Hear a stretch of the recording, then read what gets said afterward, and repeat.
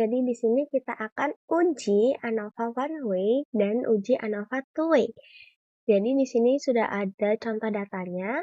Yang pertama itu ada uji ANOVA one way dan yang kedua ada uji ANOVA two way. Jadi dua data ini saya dapatkan dari KARIS 2019 uji ANOVA 1 jalur dan 2 jalur dalam penelitian pendidikan dosen IKIP Siliwangi.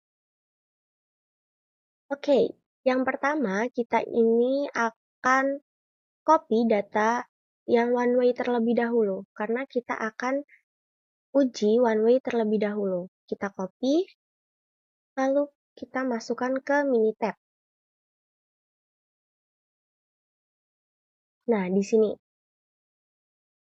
Sebelum uji one way, kita harus terlebih dahulu uji normalitas dan homogenitas.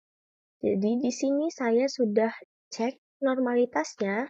Untuk metode A, itu p-value-nya 0,053.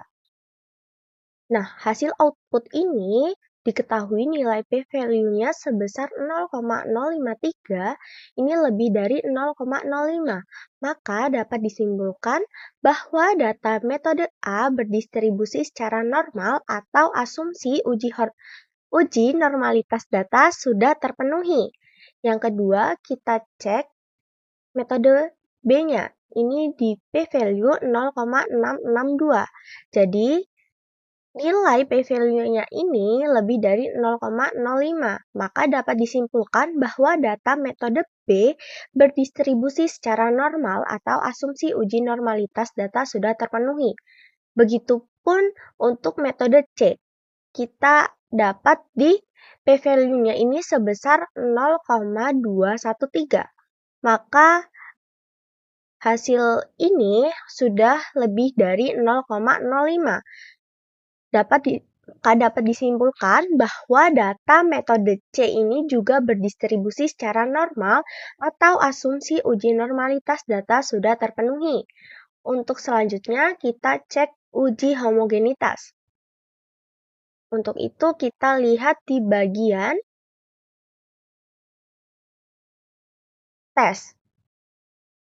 Nah, di sini kita lihat leave-in testnya.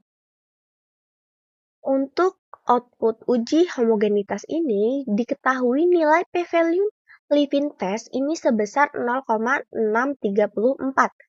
Ini artinya sudah lebih dari 0,05. Maka bisa disimpulkan bahwa varian data homogen ini atau asumsi uji homogenitas sudah terpenuhi. Oke, selanjutnya kita akan uji one way ANOVA. Yang pertama kita start, ANOVA, one way. Kita pilih yang kolom for, lalu kita di respon, kita pilih 3 datanya, lalu kita OK.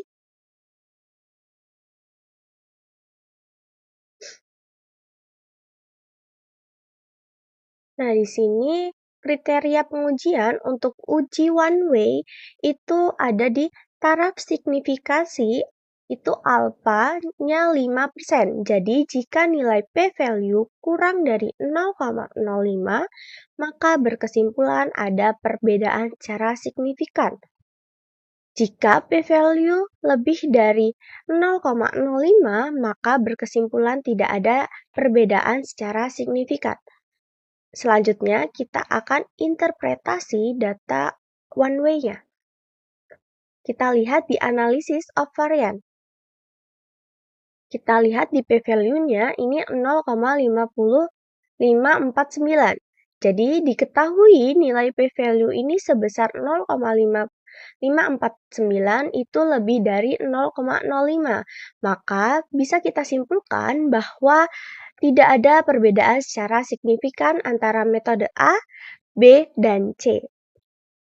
Oke, selanjutnya kita akan uji two-way ANOVA. Jadi di sini sudah ada contoh datanya. Di sini saya menggunakan ada 3 variabel data, yaitu Hasil belajar, metode pembelajaran, dan tingkat kemampuan awal siswa. Untuk variabel, metode pembelajaran, dan tingkat kemampuan awal siswa ini merupakan variabel faktor. Nah, untuk variabel metode pembelajaran ini ada dua kategori, yaitu metode A dan metode B. Sedangkan di tingkat kemampuan awal siswa ada tiga kategori, yaitu kurang, sedang, dan tinggi. Untuk variabel hasil belajar ini merupakan dependent. Nah, selanjutnya kita akan copy datanya, lalu kita masukkan ke Minitab. Di sini sudah ada datanya. Sebelum itu, kita akan cek untuk kriteria pengujian uji two-way ANOVA. Jadi di sini ada taraf signifikasi, alfanya 5%. Jadi jika nilai p-value-nya kurang dari 0,05, maka berkesimpulan ada perbedaan secara signifikan. Lalu jika p-value-nya ini lebih dari 0,05, maka berkesimpulan tidak ada perbedaan secara signifikan. Oke, untuk uji two-way ANOVA, kita bisa ke Start, lalu ke ANOVA, General Linear Model, lalu ke Fit General Linear Model.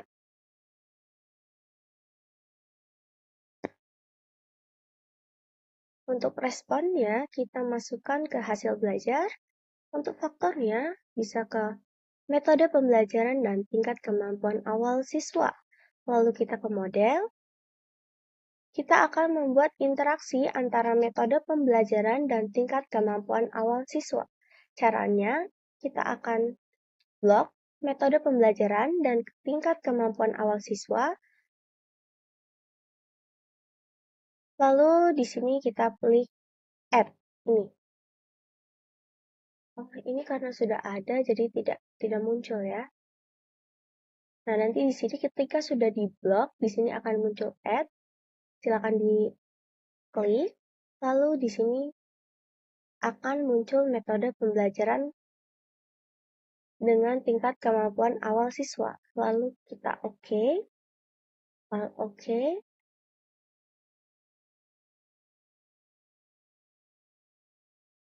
Nah, di sini sudah keluar output dari two-way ANOVA, uji two-way ANOVA. Lalu kita akan interpretasikan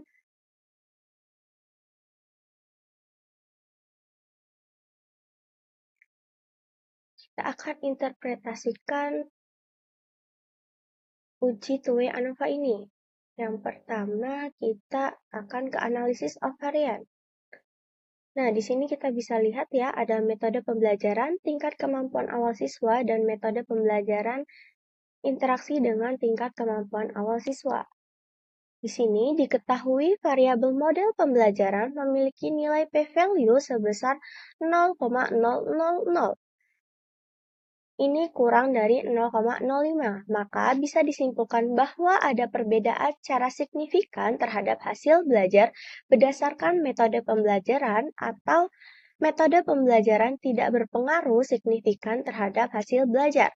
Lalu, yang kedua ada diketahui variabel tingkat kemampuan awal siswa ini memiliki nilai p-value sebesar 0,006. Jadi ini itu kurang dari 0,05. Maka bisa disimpulkan bahwa ada perbedaan secara signifikan terhadap hasil belajar berdasarkan tingkat kemampuan awal siswa atau kemampuan awal siswa tidak berpengaruh signifikan terhadap hasil belajar. Yang terakhir ada variabel interaksi antara model pembelajaran dengan tingkat kemampuan awal siswa. Ini memiliki nilai p-value 0,081, yang artinya nilai p-value ini lebih dari 0,05. Maka bisa disimpulkan bahwa tidak ada interaksi antara model pembelajaran dengan tingkat kemampuan awal siswa. Oke, selanjutnya kita akan uji MANOVA. Jadi di sini kita akan membandingkan prestasi dan minat menurut model pembelajaran. Di sini X-nya itu hanya ada satu, yaitu model pembelajaran. Yang terdiri dari dua kelompok, yaitu kelompok TGT dan STAD. Kemudian Y-nya itu ada dua, yaitu prestasi dan minat.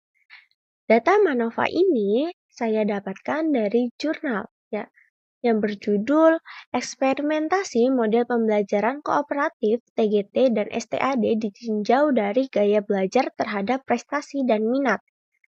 Nah, selanjutnya kita akan menguji ANOVA-nya. Pertama, kita copy terlebih dahulu datanya, lalu kita masukkan ke Minitab. Oke, di sini datanya sudah saya masukkan. Sebelum kita uji MANOVA, kita akan uji normalitas terlebih dahulu. Di sini sudah saya uji untuk melihat apakah data ini normal atau tidak. Di sini kita dapat p-value-nya untuk prestasi itu di 0,974. Jadi, nilai p-value ini lebih dari 0,05, maka dapat disimpulkan bahwa data prestasi berdistribusi secara normal, atau asumsi uji normalitas data sudah terpenuhi. Selanjutnya, kita cek untuk uji normalitas di minat. Nah, di sini kita dapat p-value-nya yaitu 0,886, yang artinya p-value ini lebih dari 0,05. Maka dapat disimpulkan bahwa data minat ini berdistribusi secara normal atau asumsi uji normalitas data sudah terpenuhi. Selanjutnya kita ada uji homogenitas.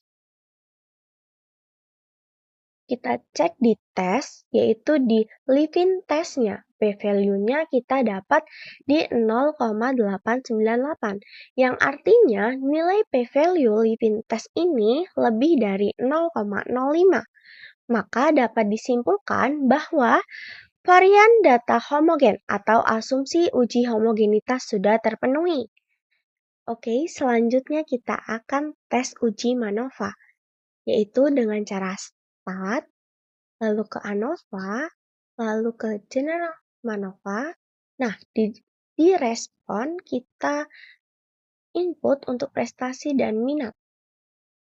Di model ini kita input bagian model. Lalu kita ke result. Ini kita analisis of variate kita hidupin. Di sini kita input model. Di sini juga model. Lalu kita oke. Di sini kita oke. Nah, di sini sudah keluar untuk uji MANOVA-nya. Sebelum kita uji MANOVA, kita lihat ke analisis of variate bagian prestasi. Nah, di sini kita mendapatkan 0,00. Jadi, model dengan p-value 0,00 ini dapat dikatakan bahwa model pembelajaran ini berpengaruh terhadap prestasi. Selanjutnya, untuk analisis of variant for minat, kita dapat modelnya ini di p-value 0,000. Jadi, artinya model dengan p-value 0,0 ini dapat disimpulkan bahwa model pembelajaran ini berpengaruh terhadap minat.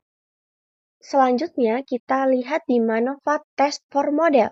Di sini kita lihat seluruh statistik multivariate menunjukkan p-value 0,00, yang artinya terdapat perbedaan signifikan secara multivariate antara model TGT dan model STAT. Oke, sekian dari saya.